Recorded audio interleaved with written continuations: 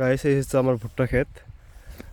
আজকে এখানে পানি নিলাম। তো আমরা সকলে জানি যে আসলে মাটির রস মানে মাটির অতিরিক্ত রসও ফসলের জন্য ক্ষতিকর, আবার একদম রস নাই এইগুলো এই জমিগুলো ফসলের জন্য অনেক ক্ষতিকর। মানে যে জমিতে রস না থাকলে দেখবেন যে ফসল ওইরকমভাবে বৃদ্ধি পাবে না, আবার রস বেশি থাকলে দেখবেন যে সেই রকমভাবে বৃদ্ধি পাবে না।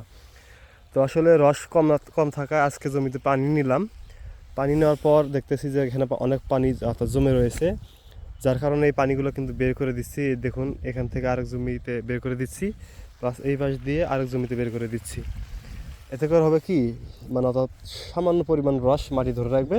এখান থেকে এই রসটা 15 থেকে 20 দিনের মতো এই ফসলের অর্থাৎ এই ভুট্টার গাছগুলো শোধন করতে পারবে, যার কারণে জমিতে সেরকম একটা কোনো প্রভাব পড়বে না। অতিরিক্ত রস হলে ভুট্টার পাতা কিন্তু দেখবেন এই যে এই জায়গাটা করে হলুদ হয়ে যাবে, আর হলুদ হলে সেই গাছগুলো কোনোভাবে বৃদ্ধি পাবে না, এবং কি তখন দেখবেন যে থিওভিট বা আরও অন্যান্য কীটনাশক বা ছত্রাকনাশক দিয়ে স্প্রে করতে হবে। তো যারা ভুট্টা জমিতে পানি নেবেন, এইভাবে পানি জমি না রেখে বের করে দিবেন, তাহলে আপনার জমিতে অর্থাৎ মাফিক পরিমাণ রস সেই জমি শোধন করে নেবে। পরবর্তীতে সেই জমি থেকেই গাছগুলো যে ভুট্টার গাছগুলো রয়েছে সেই পর্যাপ্ত পরিমাণ রস আস্তে আস্তে তার মধ্যে নিতে পারবে আর কি। তো সবাই ভালো থাকবেন, আল্লাহ হাফেজ, আর আমার জন্য দোয়া করবেন।